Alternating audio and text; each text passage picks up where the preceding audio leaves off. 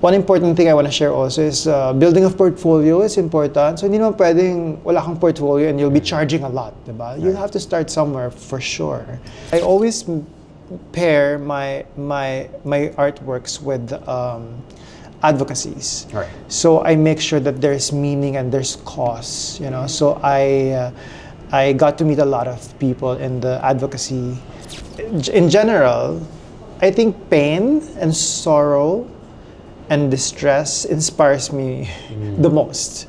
I think as a leader, there's importance in knowing the strength and weaknesses of your team, diba? But at least you know where to improve or who to actually invest in more, diba? In terms of the certain works that are available here.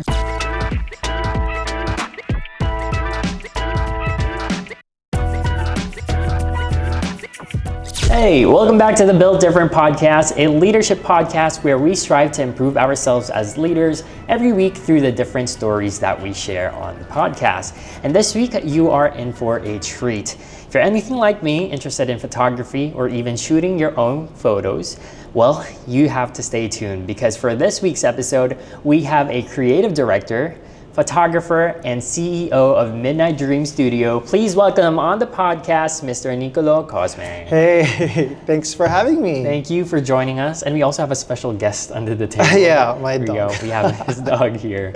So, is this your first time being on a podcast? No, I have been in many times, but I think first time to be representing Midnight Dream. Ooh, yes. Okay, exciting. So, we'll get into Midnight Dream Studio later. Yeah, sure. But maybe for those who are just getting to know you for the first time today, me as well, can we go back to the start? Like, how did you start your story as a photographer and as a creator? Yeah, you know, I always believe in how your environment as a kid help you shape, you know, your dreams and aspirations. And that definitely was my story also growing up because I was surrounded by art. Right. So my dad loved to cut out paintings that appeared on calendars. Right. And he would cut it out and place it in the house. So I was born and raised in Kawit, Cavite in an antique house. Wow. And so the house it has so much character, and it's maybe a Hispanic house. And so it was filled with different artworks, but also I was also brought up in the church. So a lot of the artworks in the church, the statues, the paintings also influenced me. So my dad introduced me to photography at a much earlier age, Right. 6, 7 years old. And so when I turned 7, he asked me what I wanted for my birthday, and I said I wanted the camera. Right. And I think the year prior, I asked for a My Little Pony.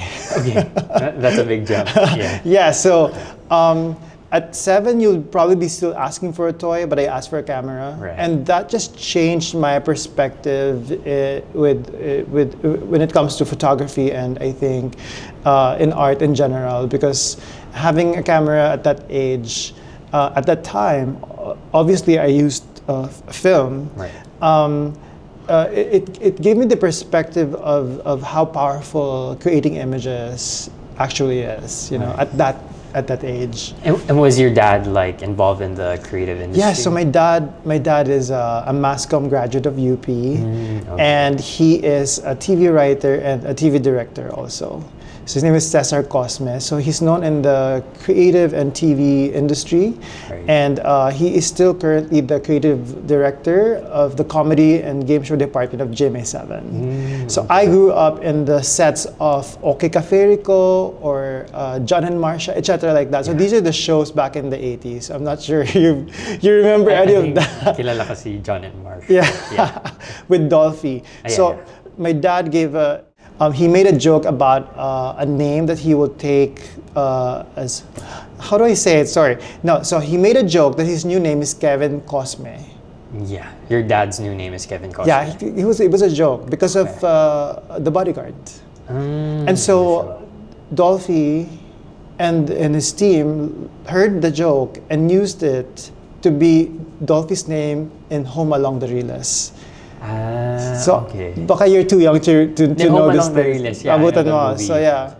So there, that's my dad and my family. Cute naman. Ayan, a little fun fact trivia Yes. on the story behind that.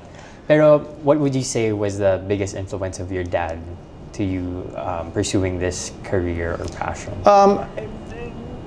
The cutting of the artworks on the calendars, him teaching me how to use the SLR camera, the film camera at a very young age too.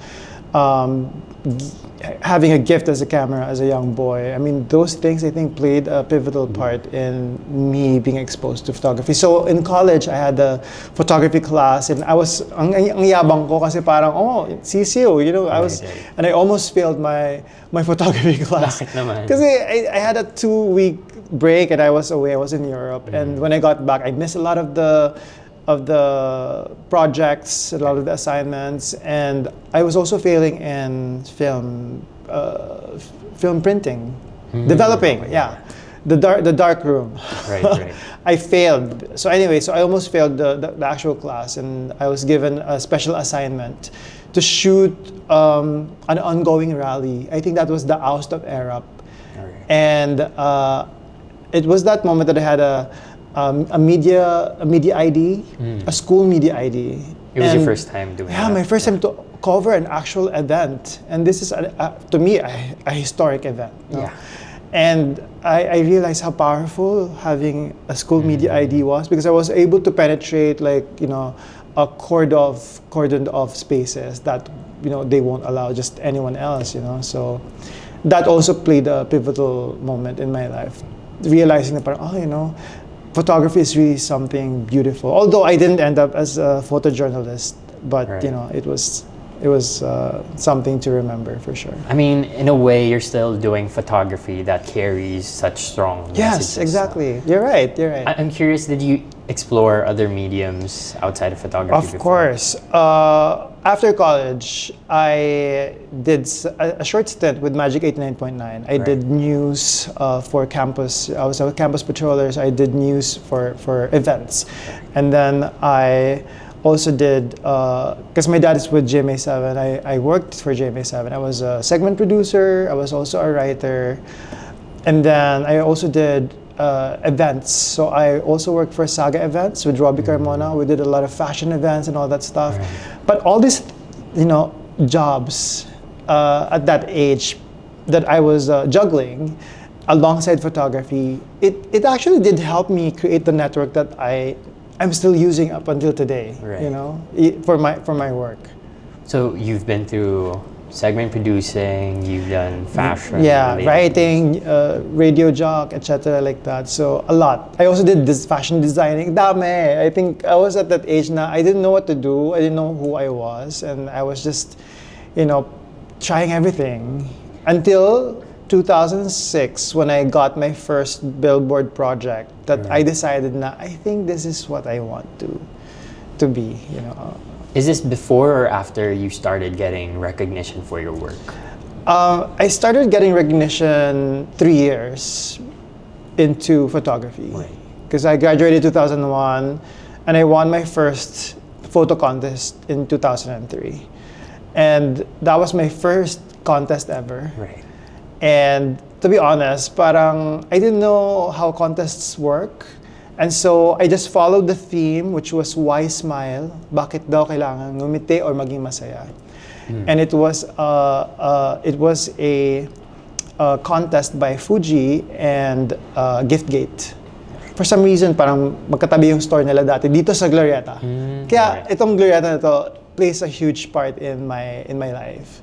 So nagsubmit ako. I took photos of my cousins, my sister, etc. with Hello Kitty. Parang yun yung requirement, kailangan merong Sanrio products or may Swatch watch. Parang ganyan. So when I was submitting it, confident ako, sabi ko, I think these are amazing photos, in my mind. And so I asked the guy who was receiving the entries, parang ilan ba yung sumali? And he said, sir, mga 1,000 plus. So parang sabi ko, 1,000 plus. So doon ko na-realize, sabi ko, how are my works special? How are they going to shine among, hundreds of entries? Doon ko na-realize na parang, this won't make the cut. They won't even take a second look. And then I saw another entry of the late President Cory Aquino wearing a Swatch watch while walking past the statue of Ninoy. Sabi ko, wow, iconic. So doon ko na-realize na your entry has to be iconic. Right. It has to be unforgettable, and it has to have that X factor that will cause the judges to give it a second look. So I called, medyo tinik ko ng literal yung Cory Aquino. So I called the impersonator of Gloria Macapagal, si Ate Glo. And sabi ko, Ate Glo, pag nanalo tayo, we'll split the prizes. No? Anyway, so pumayag siya, and we did a shoot sa Manila Post Office. I got a Hello Kitty, dressed it up, the same gown as Ate Glo, with the mole. Anyway, so it was hilarious. It was hilarious that I won the People's Choice Awards. Okay. And sabi ko parang, wow, parang this is how it feels. No, so I was studying the formula. Yun nga, iconic, unforgettable, and deserves a second look. I joined the following year again, and I won 4th prize. Sabi ko, I'm so close to first prize. So I joined the following year again, and I won the first prize. So kasi nakita ko yung formula eh. Sabi ko, this is the key to success. Ayun. So yeah, so I got the recognitions prior to saying na, kasi one factor was getting the money eh. If I think the business is growing or has grown, and I know I'm confident na parang, ito na, this is it. I'll focus here, I'll invest here. Well, since you mentioned the money aspect of this, I guess it's a general fact, or maybe a misconception, if you contest it, na being in the creative industry, there might be some limitations in terms of growing your business or parang making this a sustainable income. Yeah. How do you think a creative can pursue photography and still make money to grow themselves as a business or as a personal brand? Can you say that again? So what are some like sample steps that you can share for photographers if they want to pursue this As a career? As a career, yeah. Maybe I'll share my struggles when I was starting. There's no standardization. Right. Where do you find, or how do you know the rates that you should be charging? Okay. What are the practices that a photographer should observe when charging, making costs, etc.? There was none. Right. So I had to learn it, the hard way by, through time, because I had to talk to different people and learn these things like how do you charge, etc. Kasi iba eh, Philippines here, ang practice natin of the photographers is per layout. Sa America and maybe other parts of the world, ang charge nila is per hour. Right. Walang nagpa per hour dito. Kasi late ang mga tao dito. No, late ang mga tao dito. Late. Everyone's late. Right. You call for an 8 a.m. Call time, not everyone will come at 8. Sa America, sabi 8, they have to be there at 7 earlier kasi they charge per hour. Okay, makes sense. So everyone's scared of not following the time. Here we don't. That's why a lot of things take so much time. So that's one thing I learned about in business na I want to be very efficient with time. So even if I come late, I'll make sure I'll finish it in a very short period of time because I already know what I want, and I'm very determined in terms of the workflow. But yeah, so going back to your question, it's that I think we didn't have those things, and I think there has to be a way. Until now, wala namang ganyan eh. So maraming mga nagcha-charge pa din na parang they just heard it from someone and etc. like that. So there's no such thing. There's no way for you to find out like what's the standard way of coming up with costs and etc. Are there like associations now or parang mga samahan? Yeah, I'm sure there is, but I'm sure there is. There was a time when the late Raymond Isaac had actually called us, his kids, to talk and discuss about pricing and ethics and best practices. And I think that was a good thing that we were all there sharing our struggles, sharing experiences, etc. like that. But now I'm not sure. Maybe there is, but I haven't encountered. What's something someone starting in the creative industry should watch out for? Na parang, oh, medyo nilolowball na ako netong client. Is there any like red flags that you can share? In my experience, when you say isang layout, ibig sabihin, it's the same outfit, it's the same lighting setup, it's the same setup. Okay. So that's one layout. But there were clients that I've experienced na, oh, can we change the bag as an option? So yun yung kanilang way of panglalamang. Can we just try this as an option? Hanggang sa parang, oy, nakailang option na tayo ah. That should already be counted as a different layout, but it's being counted as an option. And how do you deal with that? Well, you just have to verbalize. Parang, ma'am, I think we've gone too much options already. Right. Do you mind if I charge extra for this? Kasi before shoots, and this is one thing I also want to share, contracts. Okay. Make sure you have a contract. Make sure you have CE, the cost estimate. No? Put everything there. Put nyo na yung contract and then have the client sign it. But at least at the end of the day, you're protected, and you can always go back to your client now. Oh, this is what you've signed. Or if you don't have that, at least have everything written. For example, I'm on the phone with you, and you ask me, Niccolo, yun ang number one ko na problema. Especially if I've just woken up. Niccolo, I have a shoot. How much? Sometimes because it's being rushed, and you're put on a spot, and you just give a price, a rate, diba? And then you realize later, oh my God, I gave the wrong rate. Right. So, and it's over the phone. How do you get that back? There's no trail. It's not like it's recorded, right? So, when you talk on the phone and for some reason nakapagbigay ka ng arrangements or deal, you type it right away. Parang, hi, Rhett, this is what we've discussed. Para there's trail. Kasi sometimes they will go back to, that's not what we agreed on. And no, screenshot and then send. This is what we've agreed on. So these things are very important. Right. So in keeping yourself business. safe. Yeah, always have it in black and white, whether it's contract or a chat. Okay. All right. So going back, you started your photography journey, doing your own photography, joining contests. Yes. Tama ba? And then, did you also parang sort of start your income journey doing shoots for other people? Yeah, absolutely. 2001 when I started photography, and I remember the first time I charged someone, it was 1,000 pesos. Okay. Shoot all you can, edit all you can. So because I didn't know anything about the layouts, etc. like that. So and then tumaas siya ng 3,000, and then eventually got bigger and bigger. But it took a while. It took a while. One important thing I want to share also is building a portfolio is important. So hindi naman pwedeng wala kang portfolio and you'll be charging a lot, diba? You'll have to start somewhere for sure. X deals are also something that will help you. So finding someone who you think will be a good addition to your portfolio, and you don't have to charge them, but you get to use them for your portfolio, diba? Right. So, yeah. Okay. Can I just ask for some clarification? You keep mentioning that at 2001, that's when you started photography. Yeah. What makes you say that that's when you started photography? Is it as a career or? It was, yeah. I started as a career. Yeah. Okay. I started as a career.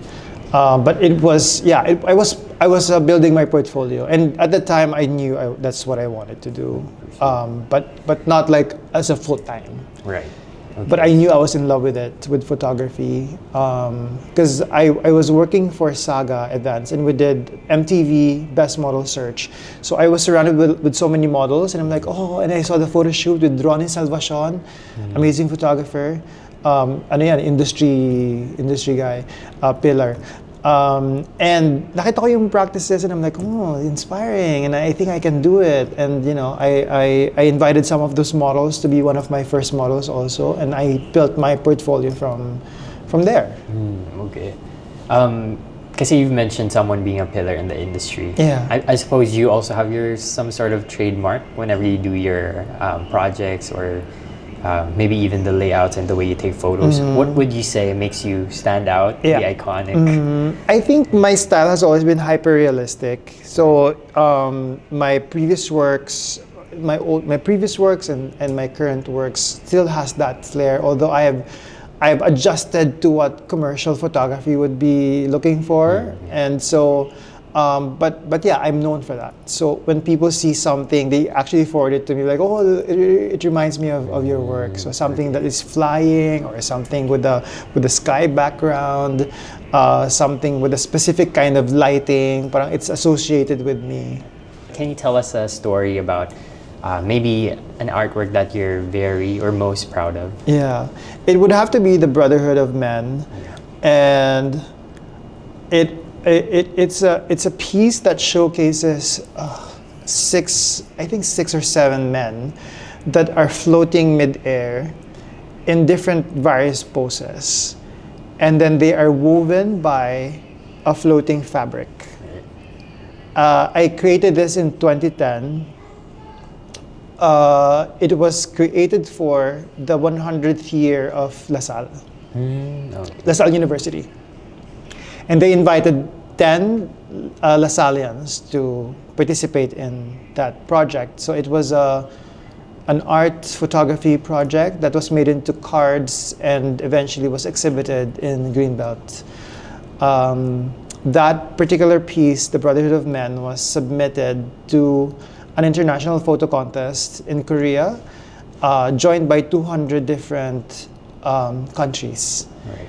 And we were very fortunate that my artwork, The Brotherhood of Men, gained the highest scores in the whole competition. Right. Together with my other artwork, which also garnered the second highest. So basically, I won twice in that competition. So I'm very proud of that work and the meaning behind it as well. So the meaning behind it is us as a society dreaming and reaching a specific goal.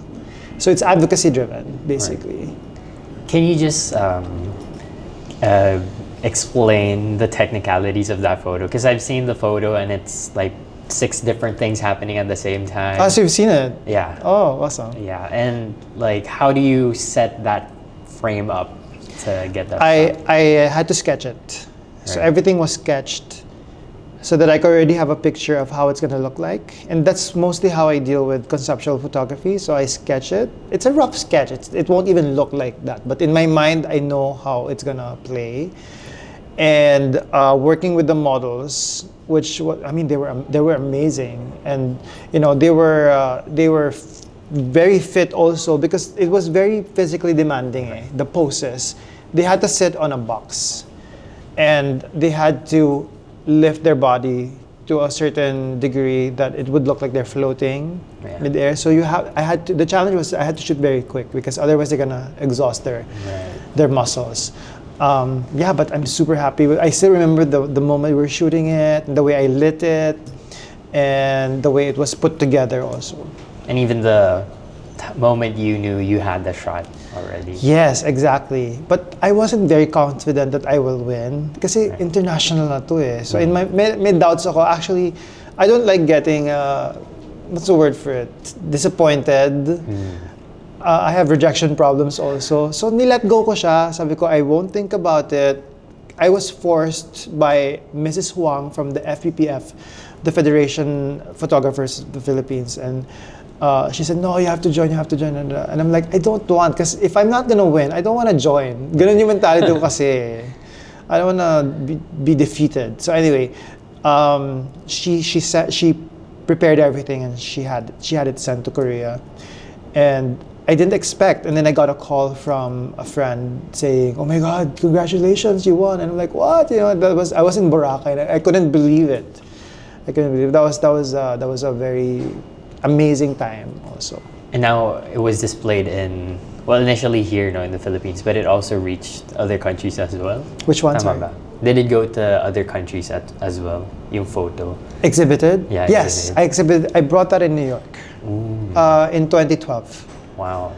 Yeah, in 2012. Okay, congratulations. Thank you. Actually, that was ang goal ko talaga in mind is that I wanted to be able to do New York at 30. Kaya when I turned 30, parang grabe yung depression ko. And then I keep on reminding myself na parang, no, it's just a number, you know. I shouldn't be fixated with the age. Right. Parang may ideal tayo before. How young are you? 24. 24. Oh my God, you're so young. So when I was your age and reaching to 30, parang meron akong ideal na parang I wanna be one of those 30 before 30, mga ganyan. Right. Yeah. But I didn't make it. But 2012, I was 32. And everything happened for me in New York, and nagtuloy-tuloy yun Parang every year I would do US exhibit. So I did New York, and then the following year was New York and San Francisco, I think. And then the following year was New York, LA, and San Francisco. Na ganon. Dami. Yeah. So what doors were opened to you after that? A lot of partnerships in terms of art. So I was represented by an art gallery, I think in 2013. In New York, and then also not just that, but the friendships also. So I made a lot of friends in New York. That was my first time in New York in 2012, and so a lot of doors also opened because I always pair my artworks with advocacies. Right. So I make sure that there's meaning and there's cause. You know, so I got to meet a lot of people in the advocacy sectors as well in New York and LA and San Francisco. So until now, I still, get in touch with them. I had a brief preview of my works in New York, I think 2 years ago, with the same advocacy group that I got to work with last 2012. Right. And I think founding your work on advocacy is something very important, especially in this day and age. And we'll get to know more about what specific steps or specific opportunities you grab being grounded on that advocacy after we take a quick break. So we'll see you guys later. Hello, this is Jasper with a leadership tip, and that is model the way. Before you ask others to walk the runway, walk it first. True leadership is leading by example. Leadership is not about titles or positions. It's about being a living, breathing model of the change you want to see. Now back to the episode. The Built Different podcast would like to thank Henry's Cameras, Power Mac, Hollyland, U Green Philippines, Shoppertainment Live, Kappa Cabina, Surge Digital Media, Madcap Productions, Days Media Group, Jazz Up Communications.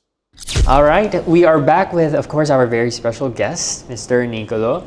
And a while ago, we finished on you mentioning that a lot of your work is grounded on advocacy. So what are the usual inspirations you have for your work? People's lives and people's stories. And I think that really feeds my soul.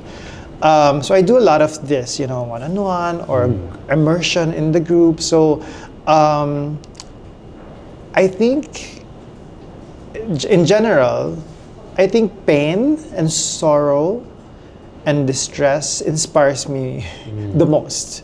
So in my work in the HIV sector, for example, I have immersed myself in the different organizations and people also who have struggled a lot in terms of living with HIV or living in a family with a family member with HIV. There's just so much story and there's just so much emotions involved that really just inspired me to create a lot of the pieces that I have done in the past. I also did a series on immigrants or immigration and HIV. I've done several works in Marawi. After the siege, I was there 4 times, I think, doing peace missions for children. I've done several works for women, and recently we also did a project with children who have cancer. And it was a headshot project that we did together with an artist who created origami cranes made of paper that had the letters of the children with cancer. So those were their wishes. and it was a partnership with Make-A-Wish Foundation also. So these things really it really does inspire me a lot in my creation of conceptual works. Right. When you're exposed to those type of stories, that type of pain and sorrow, is it easy for you to capture them, or? I think it's the process of downloading the information. The challenge is up to when can I handle the information that is being given to me. There are also some sensitivity practices. So for example, like I try not to cry in front of them, or, parang in a way therapy rin siya eh. Alam mo yun? So I did one workshop in Italy, in Rome and in Milan, and it was catering to the OFWs, and because my way of creating is through stories before you come up with your concept, diba? So there has to be the core, like what makes you feel good or what makes you feel sad. So what are your inspirations and your sorrows, your pain, ganyan, para you can come up with a very impactful story. Grabe, after nung workshop, as in drained, kasi mag-isa lang ako eh. And I have to talk to each one of them, and there were maybe 20 participants. And that was, I think, one of the most memorable, but also the most painful part for me. Kasi they gave me all their energies eh. And after that, my host said, "Oh, let's go out, let's hang out." So I go, "I can't. I just want to lie down and be at peace," because there was just too much. So we have to understand as artists na parang us as vessels, may hangganan siya, diba? We will get full, and we need time to let go of these things, especially if you don't need it. Right. And now, how often do you pursue these projects where you're a director versus doing your own thing? Maybe You know in what? business? I haven't in a while. That's my struggle right now. So because those are passion projects. So I think the last one was the one with Make-A-Wish, which was last year. But it wasn't a conceptual series. It was a headshot clinic project that I did. But the conceptual series I haven't done maybe in 2 years now. So I think this year I'll have to create one. Yeah. And since you've mentioned it already, can you tell us more about Headshot Clinic? Yeah, so Headshot Clinic, I'll show you I actually exhibited the first Headshot Clinic there on one of the walls there.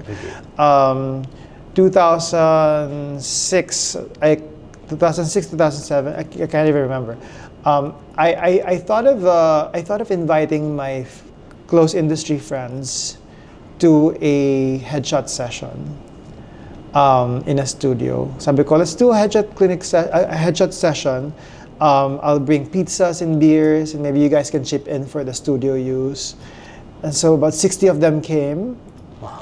I know, 60 of them came, and I took their headshots, and we all released it online, all at the same time.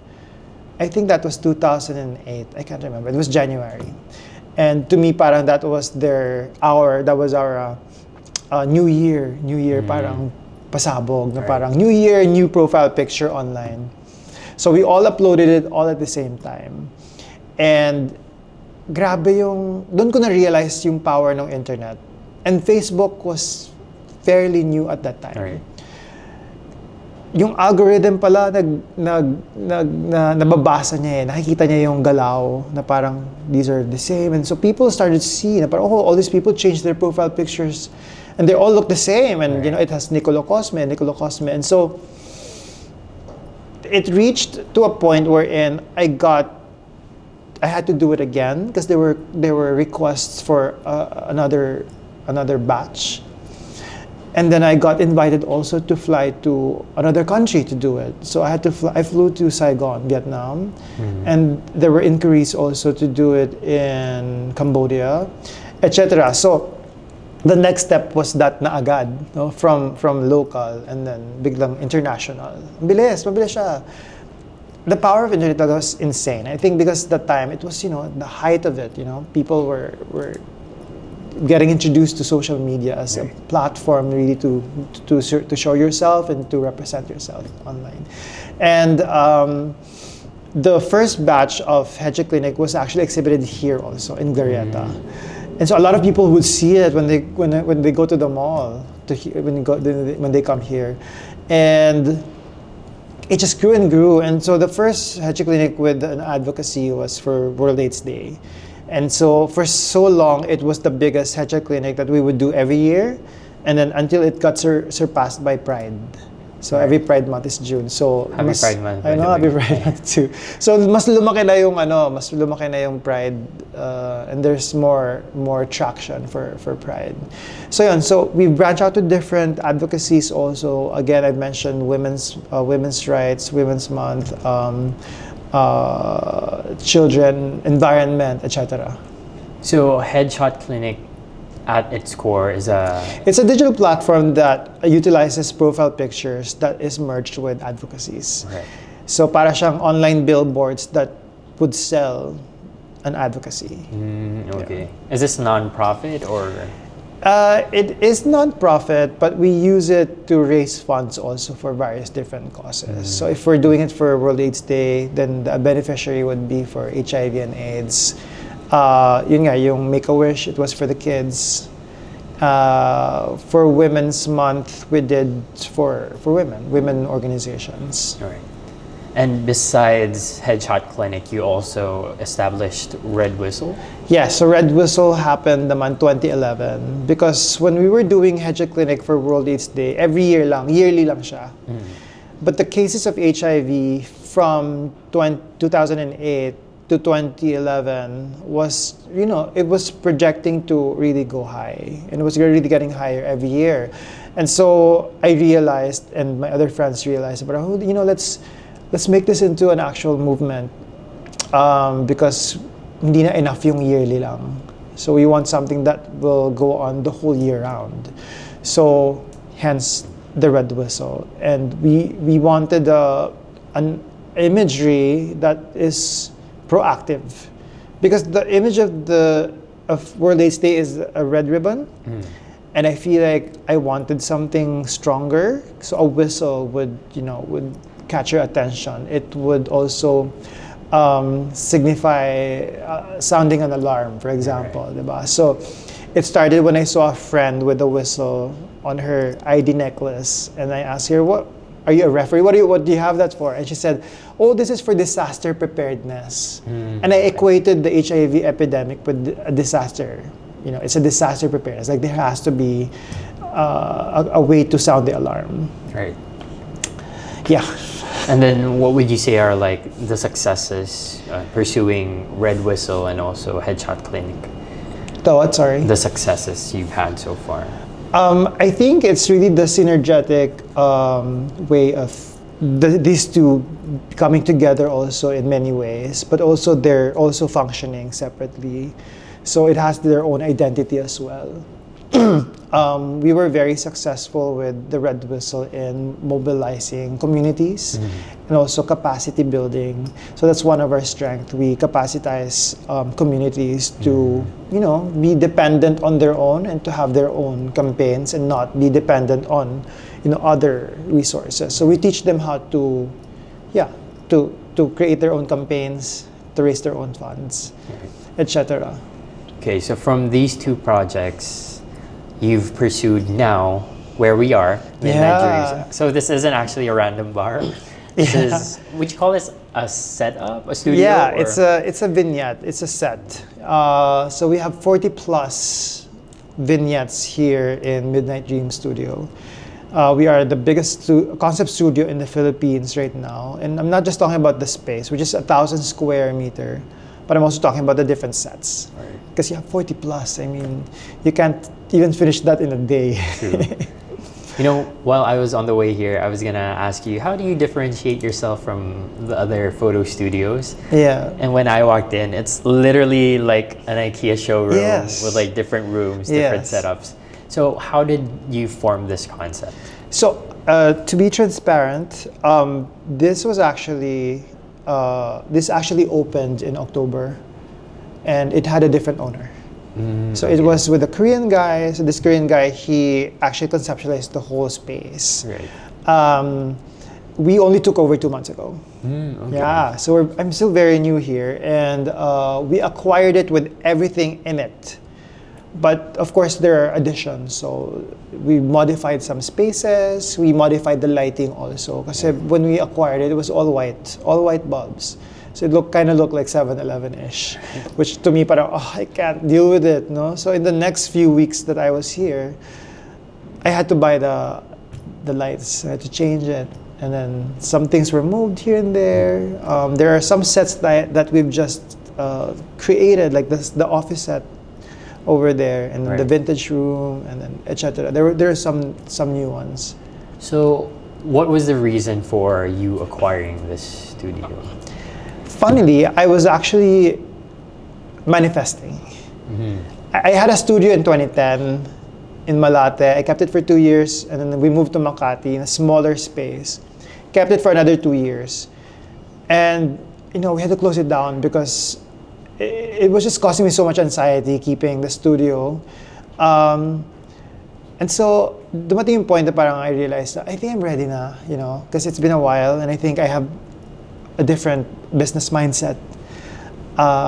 We learn when we age through experiences. And I think now I have more patience also compared to when I was much younger. I'm more laid back too. I'm more chill now. Kasi dati parang when I had the studio, party here and there. It was a different time in my life. So now I'm more chill. I'm more into finding a home studio. And I was actually looking into a space on top of my building, which was being rented out very cheaply. But there's something wrong with their elevator. So parang there's something, but I was so close to getting it. And then my friend Anna called me one time. She said, "Hey, there's a studio being offered to me, but I don't know how to run a studio." I'm like, "Well, we can maybe check it out and maybe we can partner." So we checked this March, last week of March. Right. And on a Friday, the moment I entered, same thing, yung reaction mo, parang, wow, ano to? And wala ko idea eh. I didn't have an idea what the studio looked like. She didn't send me anything to see. So when I got here, parang sabi ko, wow, this is insane. It's so huge, and yung lahat ng probabilities and possibilities lang pumasok sa utak ko, na I just started to be creative na parang, this. But I'm like, this is not what I manifested for. I only wanted a smaller space. In my building, it's 90 square. In my mind, malaki na yun, but not this big, And so I was asking myself, parang, is this what I want? And so my friend Anna told me na parang, babe, we gotta take this. Because there were other buyers looking at the space that weekend.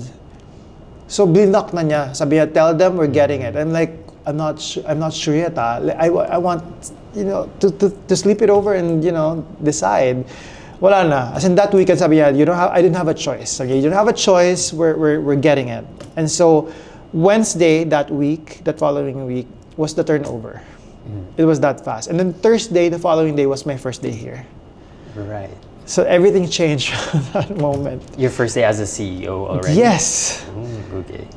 So I was really shocked because I had the turnover book and I had to learn everything from the operations, all the equipment, all the items, all the props, all the billings, all the suppliers, all of that. And the packages also, so I had to learn all the pricing and rates and all that stuff. So it was a tough month. So you kind of took over this space immediately or abruptly as a CEO. Yeah. What sort of investments did you have to bring in when you started this stint? Apart from the money investment? I'm assuming there's money involved, but Yeah. also the team, or maybe what sort of innovations did you have to apply? Well, mahirap naman tayo. Wait lang. How do I answer that? Okay, I think the most important thing that I was able to maybe give here is my expertise as a photographer for 24 years, Right. which I think they didn't have prior. So I was able to bring in people also. So a lot of the industry people and marketing, PR that I've already invited here for, for networking, for future projects. So that's what I focused on the first few weeks. So para ako ditong sort for it, tour guide. Right. So every day at that time, parang every day people will come and I have to tour them personally myself, diba? Parang this is the studio, etc., etc. And then while I was doing the tours, parang nakikita ko din yung parang, oh, this has to be moved, this has to be moved. So simultaneous nangyayari yung mga bagay-bagay. I'm taking down notes also. A lot of things that I found that was lacking, so I had to fill it in here and there. I'm observing also how our in-house photographers are also handling their shoots, giving my direction na parang, oh, instead of this, you do that, etc., etc. So I think my expertise as a photographer for that long is definitely an investment in itself. Right. Yeah. And I'm getting that you're a type of person who has a vision in their head and wants to implement their vision right away. Yeah. And how does this translate to you as a leader, leading your own team or leading different shoots? Yeah. I don't think it's any different from me leading my projects. So I lead a lot of my projects. Even if I'm not the project manager, because I do have project managers, I'm still leading it, in creative side, and I'm very hands-on also. And I think what I needed to do at that point, is to really just get to know everyone else and get to know their strengths and their weaknesses, para it could be more efficient. I think as a leader, there's importance in knowing the strength and weaknesses of your team, diba? Para at least where to improve or who to actually invest in more, diba? In terms of the certain works that are available here. Right. So more on knowing your team and delegating the right tasks for them. Yeah. Are there any guiding principles you have as a leader that sort of direct your decision making? To me, honesty is very important. So lagi ko ito sinasabi na parang if you can't do it, you tell me, you reach out. Right. Because I don't like it na parang there's delay in work kasi for whatever reason, Or I don't like it when they just say yes and not do it, right? So stuff like that. I think it's important that everything is synergetic. Para at least we're all working at the same pace. If you can't catch up, you tell me and you will figure it out, diba? Right. Ayoko din nung parang last minute lang sasabihin na problema na siya, diba? At doon ko pa kailangan ayusin. And I keep on reminding them na, guys, at the end of the day, I'm the face. And people will come to me and complain to me, If you fail on something, ako yung sasalo, hindi naman kayo, diba? So yun. What would you say? Was there ever an instance that you really felt challenged as a leader? Wala pa namang major right now, but every day there's always challenges. The moment I step in, there's always a concern that I have to face. Whether it's something to be repaired, or an equipment that is missing or broken, or someone who's not feeling well and can't go to work and had to be filled in. So these are challenges that I face every day, but nothing major pa naman. So, and what's your mindset going into that? Mindset. Yeah. Going into that. Parang knowing that you'll be facing a lot of different concerns. So I think I made it clear from the first few weeks I'm here na the moment I enter the studio, I don't want to be bombarded right away. Parang give me time to, settle down, and then cannot be all together at once. So yun yung mga yan. Kasi may time talagang pagpasok ko pa lang, sir, and then I'm faced with a bunch of different issues that I cannot, deal with right now, all together. So they observed it naman right now. Why? Is it because you get overwhelmed easily, or is I it more have time? ADHD, so I can't. And I don't think that's a good practice the moment na, I just got here. So sabi ko, guys, kakaupo ko lang. Chill, okay, chill. I will attend to it, but also cannot be at the same time. Kasi parang who does that, I can't, so I need to focus on something first and then figure it out, and then I'll come to you. Right. Yeah. So what culture are you trying to build within your team? That's an interesting question. I'm not particularly sure how to name that culture, but definitely, when we acquired the studio, the business, there were a lot that I've changed. So for example, this room, the office. Right. So we call it the back room. We're changing into the VIP room.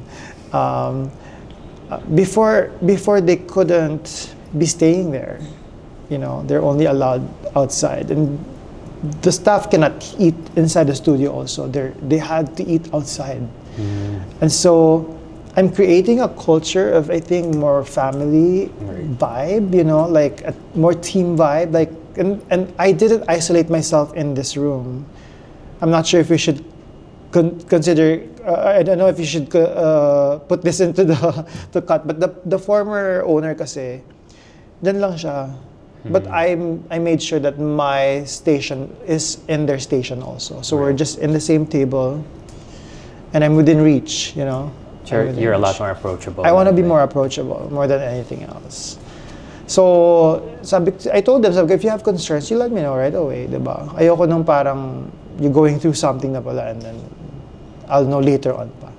Okay. And I'm assuming your team is doing well naman and it's very efficient. I hope so. Are you guys doing well? Ayan. We got a thumbs up. Ayan, okay naman. Che. So, just a curious question, like what do you think is next for this studio? Just more growth. Because there's so much potential here, and there's so much untapped opportunities pa that we're exploring. Like for example, shooting a podcast here. Kaya when Jasper reached out to me, sabi ko, yeah, let's do it, because this is really something I want to happen anyway. So, and we want to see also how we can synergize the workflow. Right. Diba? So I want to see how it could be when someone's drilling, or we have other clients shooting, and we're shooting a podcast. Diba? Right. So you're talking about growth, and you already have 40 different sets. Yeah. Is growth making more space or changing space inside the venue? There has to be a constant change also. Not naman drastic, but like, updating certain spaces, certain sets. It's important so that the clients will continue to come back and will be kilig na parang, oh, there's, a new space. And because I see that on the post when we come up with new ones. But there's a new space, we should go back. Yeah. So what's like the best feedback you've heard so far? It's big. That's what she said. Yeah, it is big because there's a lot. So they'll say, the possibilities are endless. They're super excited. They're overstimulated. So I had an ocular yesterday, and she's like, wow, there's so many things we can do here. So those things, it really makes me feel really good. Okay. All right. So, Sir Niccolo, we've talked about your history. We've talked about your endeavors in business. Now I kind of want to test your creativity or like vision. On the spot. So yeah, I'll try my best. In every episode, kasi we have a game. So different, same. We're gonna do a quick game lang naman to test your wits. Yeah. So the game I have planned for you is called The Dark Room. Wow. Yeah. I have a different. Tama ba? The Dark Room is where you do the film. It is. It's PG, guys. Okay. So The Dark Room. So I'm basically gonna give you a concept or an idea or a phrase, and maybe you can tell me how you would execute the idea in terms of how you imagine the setup would be, the layout, or how Yeah, you take a photo. sure. Okay, so I'm just gonna give you maybe 5 concepts. Grabe naman. Is that too much? Oo naman, isa lang. Ay, paano po ba yung cost estimate nun? Ano? Paano ba yung costing per concept? Per concept? Yeah. Hindi, joke lang. 5's too much? Let's see. Kahit quick Sige. Let's try one first and then Okay. I'll let you know. I'll give you rebirth. Rebirth. So that's the concept brief. Yeah.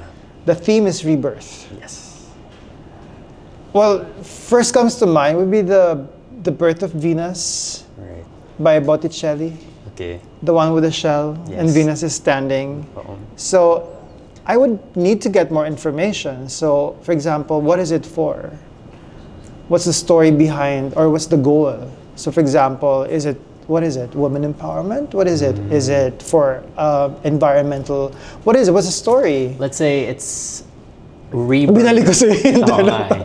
Siguro rebirth in terms of how you've changed this space. Is that Okay. Parang your impact and your influence Sure. of taking over something. So I'm imagining a woman or a man, for that matter, and then emerging from a pile of different props. Perhaps. Okay. Because this space is built on themes, right? Right. So the different props can represent the different spaces here. The hydrangea, the whatever like that. So that's rebirth for me. Okay. All right. So pretty easy naman Yeah, it's so far. easy. No? Okay, Okay. Next thing, I want you to talk about sacrifice. Sacrifice. And then In any way that it relates to your in life general and journey. concept. Yeah. Sacrifice. I would most likely come up with something that's sprouting. Could be something floral inspired as well. And I think I'm getting into the concept of the outcome of the sacrifice. So it's not the sacrifice itself, but like the fruits of the sacrifice. So I might be focusing on that instead. Right. Okay. Because I was wondering, like, bakit floral? Yeah, or yung something sacrifice?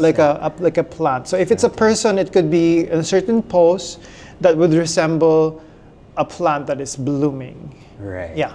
Okay. Next, the concept is survival. Okay. So how would you frame that photo? Survival. I would most likely create a tableau of people that are interconnected to each other and with movements that will maybe showcase some sort of hands that are pointing to a certain direction. So survival in a sense that it's a personal struggle, or it could be a community work as well. So I could be tackling or representing those two in one particular artwork. Right. So survival to you sort of involves community. And Yeah, because even if I do multiple people, it could represent you and your multifaceted self as well. So it doesn't mean that if I put many people, it would mean community. But it could also be read or interpreted as a community action as well. Okay. And now for the last one, I'll give you the concept Niccolo Cosme. Grabe ka naman. Yeah. When I see this photo, I have to understand Ang hirap naman you yan. as a person or Yeah. your life story. Oh my God, this is going to be the hardest because it's me, you know. I would rather have someone else do that for me. But sige, since this is a game, I need to answer it.